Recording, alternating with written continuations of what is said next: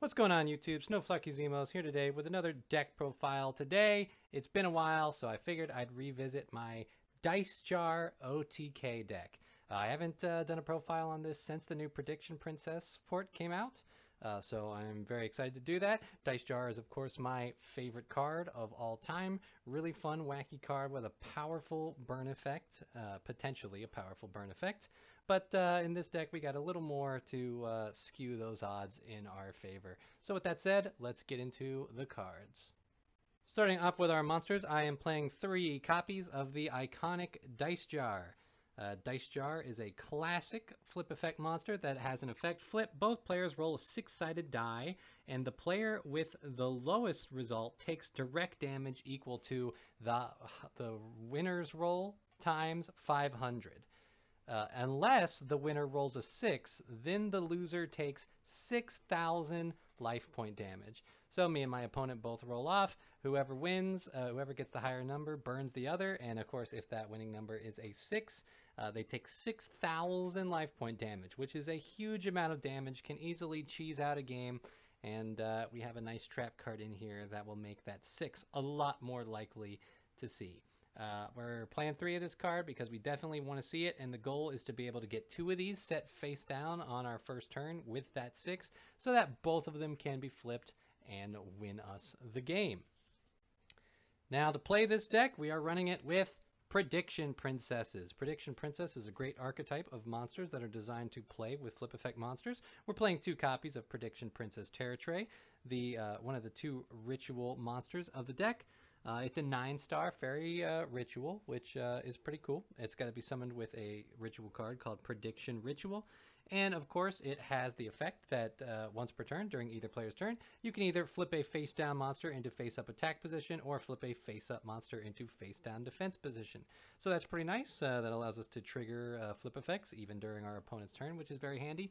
And of course, at the end phase of our turn, Prediction Princess Terratray can special summon a flip monster from our hand or graveyard, which is pretty cool. That gets us access to a lot of flip effect monsters that may be stuck in either one of those locations.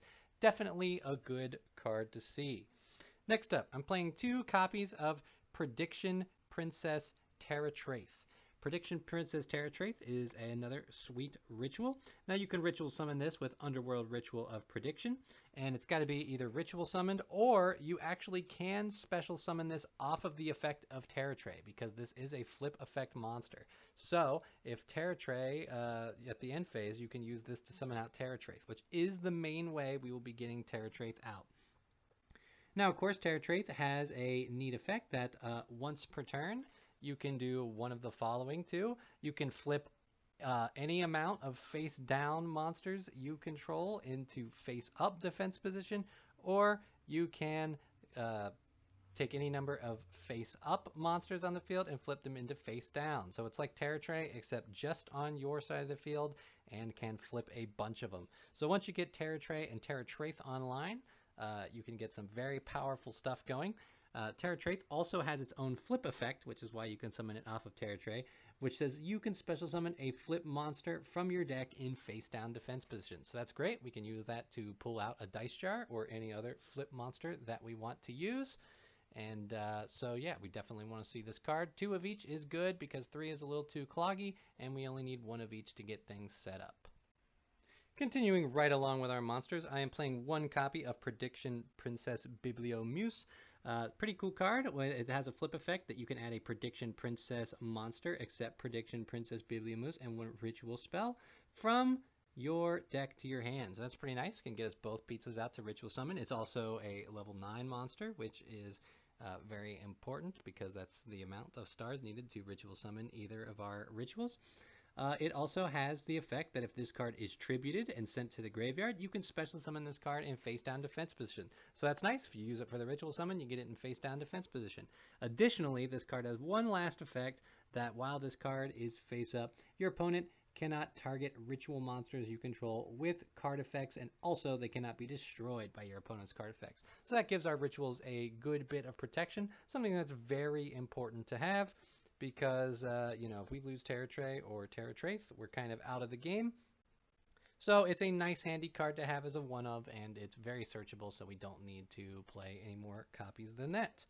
I'm also running the one of Prediction Princess Coinrama. This is the old flip effect Prediction Princess we used to play. Just has the flip effect that you can special summon a level 3 or higher flip monster from your hand or deck in face down defense position. Also, you cannot activate monster effects for the rest of this turn except Prediction Princess. Would be really cool if they let Coinrama bring out Terra Traith, but we can't. But that's fine. Plenty of other things to bring out. We can, of course, bring out Dice Jar or any number of other flip monsters that you'll see us playing in the deck.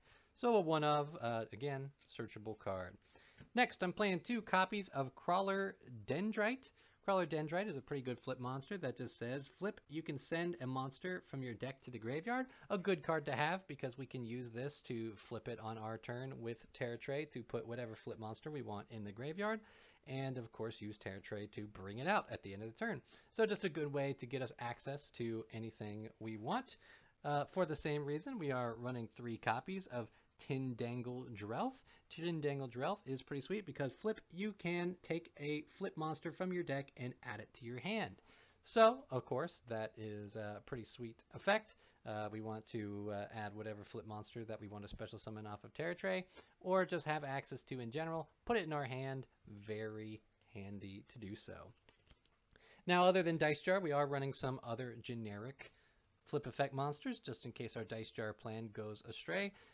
We have 1 copy of Pot of the Forbidden, a nice level 9 flip monster that has a flip effect. You can activate 1 of these effects, either draw 2 cards, return all spell and trap cards on the field to the hand, destroy all monsters your opponent controls, or look at your opponent's hand and shuffle 1 card. All of those are pretty handy effects in very different situations, and it's nice to just have the versatility to have access to all of them.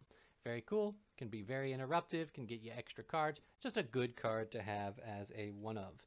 Additionally, I am playing a copy of Guard Dog. Guard Dog is just an incredibly powerful flip effect monster. Its flip effect is that your opponent cannot special summon for the rest of this turn. So you can easily get Guard Dog on the field and then flip it on your opponent's draw phase right off the rip, and they have to go a whole turn without special summoning if they don't really have an imperm to answer it. So, you know, that is incredibly nasty to deal with. And is just, I mean, if you're playing the best version of this deck, you're definitely going all in on the Guard Dog and maybe the Whirlwind Weasel strat. But, you know, this is Dice Jar. But it's still good to have because sometimes we need to buy a little extra time, and Guard Dog does just that. In addition to the flip monsters, we are also running an Impcantation package, starting off with 3 copies of Impcantation Candal.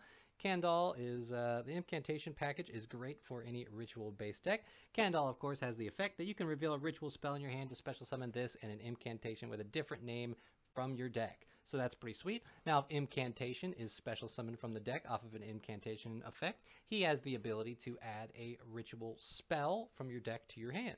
So that's pretty nice. A good one to pull out of the deck if you need a spell to get your ritual off. And of course, all the incantations have this clause that you can't special summon from the extra deck, which is no big deal for this deck. Next up, we are playing 3 copies of Impcantation Talismandra. So of course, Talismandra is another great one. It reveals a ritual monster in the deck to special summon itself out, a ritual monster from your hand to special summon itself out in another incantation from the deck. And if it's the one special summoned from the deck, then you get to add a ritual monster from the hand.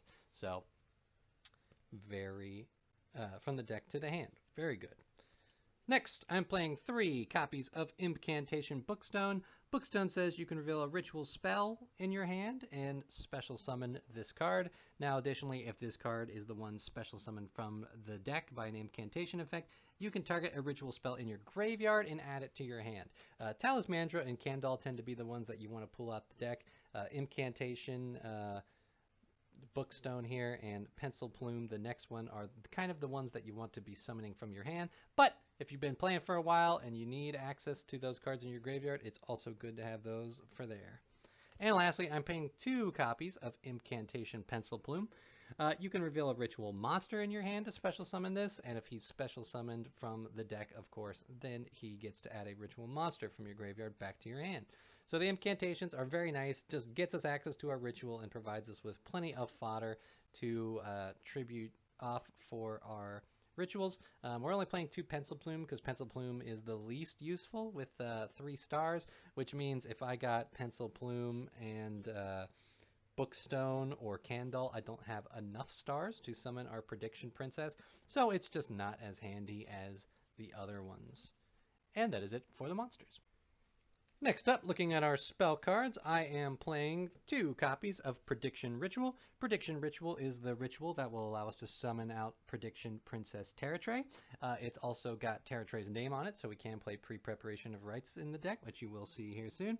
And it has an extra effect that if this card is in the graveyard, other than the turn it was sent there, you can banish this card to add a Prediction Princess monster from your deck to your hand. So that's pretty nice. We can use it to grab another ritual, or grab our Coin Rama, or Biblio Muse.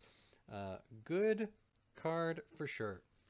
The next here is we got 2 copies of Underworld Ritual of Prediction. This is the new ritual spell. This card can be used to ritual summon any Prediction Princess ritual monster from your hand or graveyard, which is pretty sweet, in face-up attack position or face-down defense position. So already lots of great things going there. Gives us lots of options to do. And of course, during the standby phase, if you control a Prediction Princess ritual monster, you can banish this card from your graveyard to special summon a non-ritual Prediction Princess monster from your deck in face-down defense position. So this is why we can pull out Coin Rama or Biblio Muse, both good cards to have, and very happy to play that card. Next, we are playing the 3 Pre-Preparation of Rites, just because we can gain card advantage if we get Pre-Prep here, because Pre-Prep can add us Prediction Ritual and Terratray. We can only use once per turn, but that is perfectly fine. And last for the spells, I'm playing 3 Pot of Extravagance. Other than Pot of the Forbidden, we're not doing a lot of extra drawing, and we're definitely not really using our extra deck in this deck, so we're just going to cram it with stuff to banish off of Pot of Extravagance. If we banish 6 of those extra deck cards face down, we get to draw 2 cards. Plussing gets us a few extra cards, which could be the difference between setting up and winning. That is it for the spells.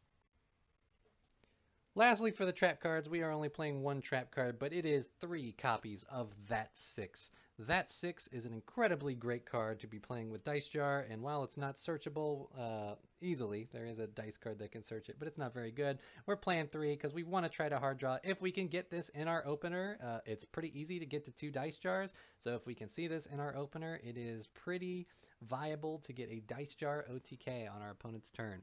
So what that 6 does is each time a player rolls a die or dice, you can choose one of the effects and apply to one of the results per turn. So basically a 1, 3, or 5 you can turn into a 6, or a 2, 4, and 6 you can turn into a 1. So that 6 pretty much guarantees that if you use it correctly, you will always win the Dice Jar effect, and it makes it so that you have a 66% chance of your roll being a 6. So of course that makes it pretty easy to burn for 6,000 damage, and you know, there are a number of games where I can flip 2 Dice Jars on my opponent's turn and just burn them outright of the game. That's kind of how it works. We definitely want this card, and that 6 is of course handy for having multiples of it on the field. Just a very good card to play in the deck and let the Dice Jar dream live. And that is it for the main deck.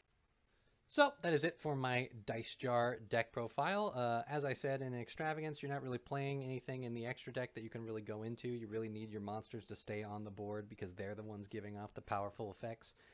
So basically just cram it with a bunch of, you know, kind of whatever to fill it out for Extravagance. I will say, if you got any just generic Link 2s or Link 1s that you can use to get rid of your flip monsters, that's pretty handy, because sometimes what you want to do is get rid of a monster specifically so you can summon it from the grave with Terratray and face down defense at the end of the turn. Something that's very handy, so I normally just shove the extra deck full of those. But anyway, this is a very fun deck, lets me use my favorite card, always exciting to bust out the dice and force an opponent to roll, only for their fate to be sealed with that 6.